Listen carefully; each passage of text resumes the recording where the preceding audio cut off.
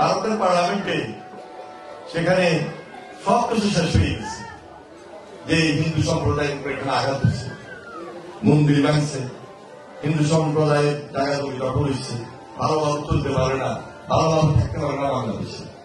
কিন্তু এই হিন্দু সম্প্রদায়ের কাছে যখন সাংবাদিকরা যায় তখন তারা বলল, কই আমার এখানে তো কোনো মানুষ হয়নি, আমাদের উপর তো কোনো আঘাত হয়নি, আমরা তো কোনো সমস্যা পড়িনি। তাহলে এবার বুঝেন পরিকল্পিত। এটা বাংলাদেশে আপনারা বসবাস করেন, আপনাদেরকে খাটো করা হচ্ছে। ভারতের পার্লামেন্টে যদি এই ধরনের বক্তব্য আসে তাহলে এটা বুঝতে হবে এটা একটা ষড়যন্ত্র অংশ। এই ষড়যন্ত্রটা বিগত 15-16 বছর তারা ধারাবাহিকভাবে হয়েছে।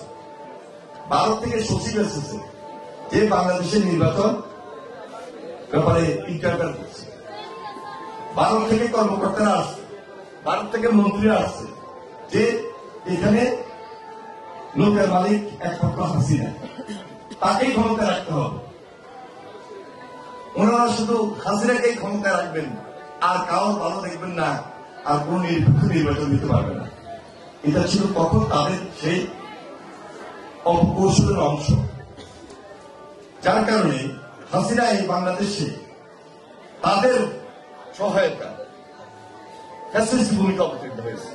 একদিনে হাসিনা ফ্যাসিস্ট হয় নাই, যদিও তার পিতার আমলে স্বাধীনতার পর দুর্নীতি দুঃশাসন ছিল, গুম-খুন ছিল, কিন্তু এবার গত 15-16 বছরে যে গুম-খুন পরিবেশটা হয়েছে, যেভাবে সর্বশেষ জুলাই আন্দোলনে ছাত্র জনতার উপর গুলিবর্ষণ হয়েছে, হেলিকপ্টার থেকে পর্যন্ত সরাসরি যে গণহত্যা হয়েছে, এগুলো একমাত্র মদদে ছিল ভারত।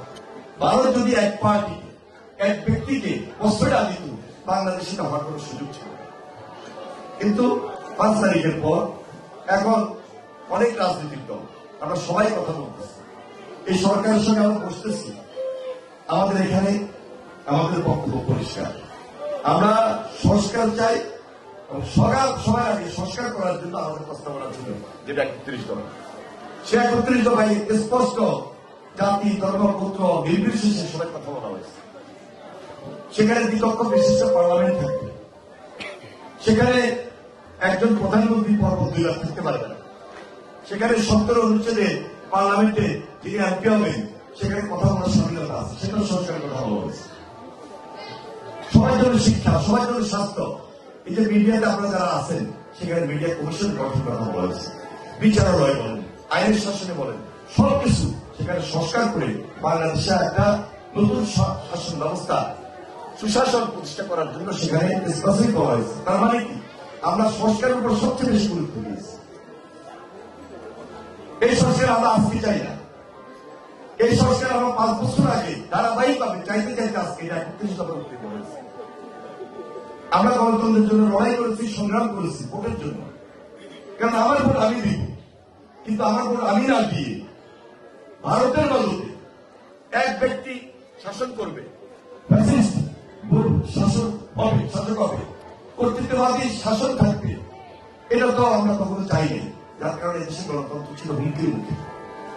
কিন্তু আজকে পরিবর্তিত সময়ে নতুন অধ্যায় আমরা একত্রিত হয়েছি। এই অধ্যায়ের মধ্যে সবাই মিলেমিশে বাংলাদেশ, সবার আগে বাংলাদেশ, সবাইকে নিয়ে বাংলাদেশ, বাংলাদেশকে আমরা প্রায়োরিটি দিচ্ছি, বাংলাদেশের মানুষের সেন্টিমেন্টকে প্রায়োরিটি দিচ্ছি।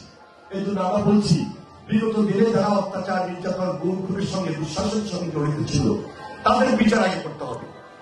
আপনি যত তাড়াতাড়ি বিচার করবেন হাসিনা গঙ্গে দোষকদের, হাসিনার পরিবারে, তত তাড়াতাড়ি আওয়ামী লীগ নিষিদ্ধকরণ হবে। এই জন্য এই বাংলাদেশটাকে রক্ষা করতে হলে আমরা আপনারা আলাদাভাবে হওয়ার কিছু নাই, সকল ধর্ম বর্ণ নির্বিশেষে আমরা এক এবং একত্রিতভাবে থাকবো ঐক্যের ভিত্তিতে।